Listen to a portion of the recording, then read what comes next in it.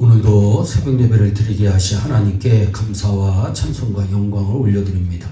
우리 다 함께 사도신경으로 신앙 고백하신 후에 찬송가 505장을 부르신 후 누가복음 10장의 말씀을 읽으신 다음 오늘 말씀을 듣겠습니다. 10장에서는 70인을 예수님께서 세워서 보내시는 장면이 나옵니다.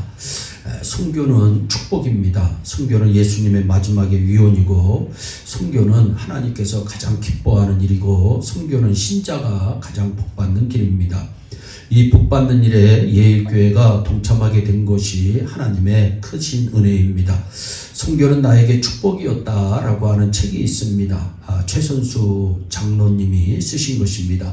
이분은 1936년 황해도에서 태어나 경기고등학교와 서울대학교 치과대학 졸업하고 같은 대학원에서 의학 박사학위 받은 후에 치과를 개원하신 분입니다.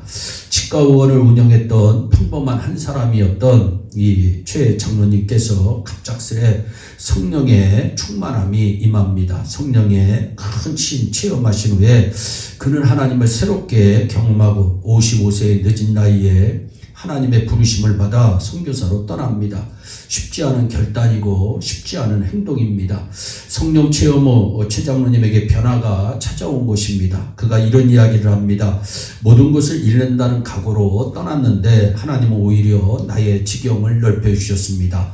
선교가 그의 인생에 더 큰 축복이 되었다는 것을 그 스스로 간증하고 있습니다. 어떻게 사람이 이렇게 변할 수 있을까요? 사람들이 부러워하는 좋은 고등학교, 좋은 대학 나와 사람들이 부러워하는 의사가 되어 수십 년 동안 돈 명예를 얻었던 사람이 한순간에 그 모든 것 내려놓고 어떻게 선교지로 향할 수 있느냐는 것입니다. 옛말에 사람이 갑자기 변하면 죽는다는 말이 있잖아요. 그만큼 사람이 변하는 것은 어려운 일이라는 의미일 것입니다. 사람이 변한다는 것은 어찌 보면 불가능해 보입니다. 분명히 성경에 보면 예수님을 만남으로 사울과 같은 핍박자가 변하여 전도자가 되고, 요한같이 성격이 불가치급한 사람이 사랑의 사도가 되고, 삭개오와 같이 탐욕으로 가득한 사람이 가난한 사람을 위해 재산을 반절이나 내놓는 거의 정말 변화될 수 같지 않은 사람들이 변화되는, 왜 이런 변화가 모든 사람에게 나타나지 못하고 있는 것입니까? 그것은 곰곰이 생각해 보면 가장 중요한 가치관이 바뀌지 않았기 때문입니다. 가치관이 무엇입니까? 가치를 보는 기준이 가치관입니다. 삶에 있어서 어떤 것이 가장 중요하고 가치 있는지 모를 때 가치 부재라고 사람들은 말합니다.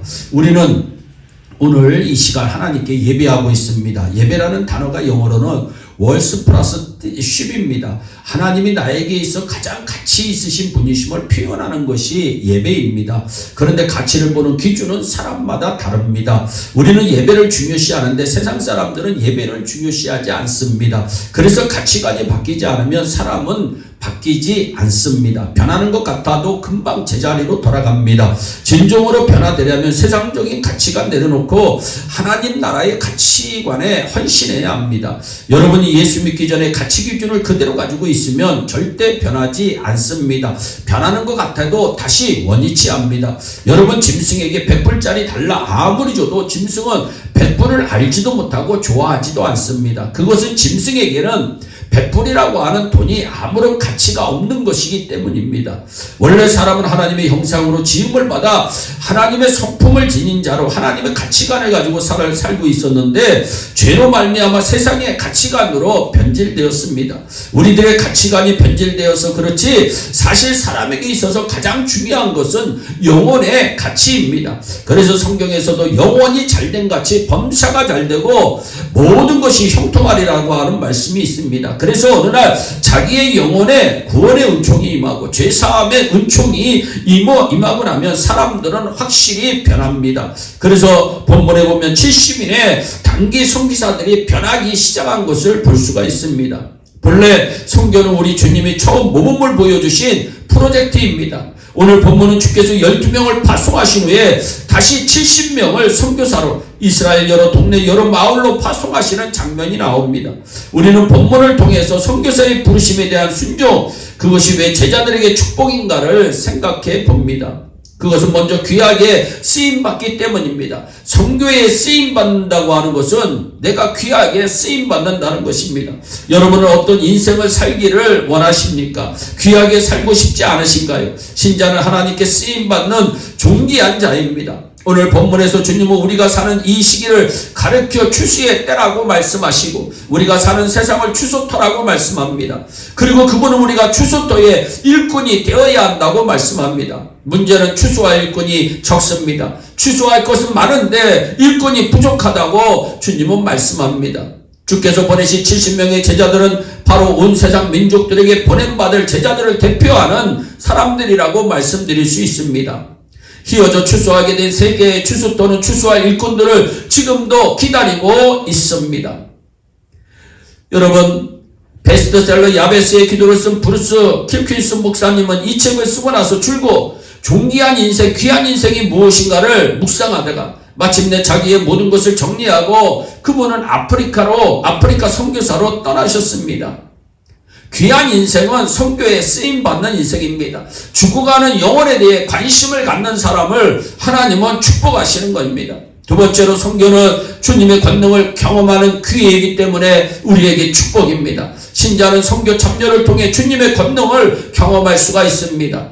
누가복음 10장 17절 이하에 보세요. 선교 갔다 온 제자들이 무엇을 보고하고 있습니까? 귀신들이 항복하고 하나님의 권능을 체험한 일들을 전하고 있습니다. 물론 선교의 목적 자체가 이런 표적과 권능을 체험하는 데 있는 것은 아닙니다. 그러나 하나님의 살아계심을 선포하고 선교의 장에 존재하는 장애물을 극복하게 하시고자 주께서는 선교의 현장에서 우리에게 이런 능력을 체험할 수 있는 기회를 허락하여 주시는 것입니다. 그래서 선교 갔다 오면 사람들이 변하는 것을 봅니다. 물론 선교의 장소에만 기적이 있는 것은 아닙니다. 여러 가지 박해와 어려움이 발생하기도 합니다. 그래서 선교는 준비를 잘해야 합니다. 신앙생활 자체는 준비를 잘해야 합니다. 성령님의 강권하심을 따라 여러분 선교는 축복임을 깨닫게 되시기를 예수님의 이름으로 축복합니다. 내가 직접 못 가면 기도로 물질로 헌신함으로라도 동참하는 은혜가 임하기를 원합니다. 인류의 마지막 소망인 복음을 전하는 선교는 하나님의 풍성한 은혜를 체험하는 축복의 엄청난 길입니다. 선교사 리빙스턴 우리가 너무나도 잘 압니다. 아프리카 선교를 마치고 일시 귀국했을 때 많은 사람들이 그를 위로하며 얼마나 수고와 희생이 많으셨습니까? 라고 말하였습니다. 그때 리빙스턴이 이렇게 대답합니다. 수고라니요 도리어 내게는 축복이었습니다. 희생은 오직 나의 주님께서 다 하셨습니다. 아멘. 선교는 주님의 마지막 제안이 아니라 마지막 명령입니다. 그렇습니다. 선교는 명령입니다. 선교는 순종입니다. 선교는 축복입니다. 선교에 참여함으로 하늘의 별처럼 영원토록 빛나는 축복을 누리는 우리 예일의 온 성도들이 되시기를 예수 그리스도의 이름으로 축원합니다. 기도하겠습니다. 사랑의 하나님 참 감사합니다. 오늘 아버지 하나님 누가복음 10장의 말씀을 통해서 70인의 제자를 파송하시는 하나님의 그 귀한 은혜 가운데 아버지 선교가 축복임을 다시 한번 깨닫습니다. 아버지 선교에 쓰임받는 것은 내가 존귀한 자라는 것을 인정받는 길이라고 하는 것을 깨닫고 아버지 하나님이여 선교를 통해서 영적인 체험도 많이 하는 우리의 온 성도들이 될 수 있도록 복을 내려 주옵소서. 아버지 하나님 선교는 영혼 구원입니다. 우리의 성도들이 아버지 영적인 잠에서 다 깨어나 아버지 영혼 구원에 관심을 갖게 하시고 영혼 구원을 위해서 쓰임받는 하나님의 귀한 아버지 일꾼들이 다 될 수 있도록 큰 은총을 베풀어 주시옵소서. 감사하고 예수님의 이름으로 기도하옵나이다. 아멘. 우리 다 함께 주기도문으로 예배를 마치시고 각자 개인 기도하신 후에 오늘도 주 안에서 승리하는 복된 하루 되시기를 바랍니다. 감사합니다.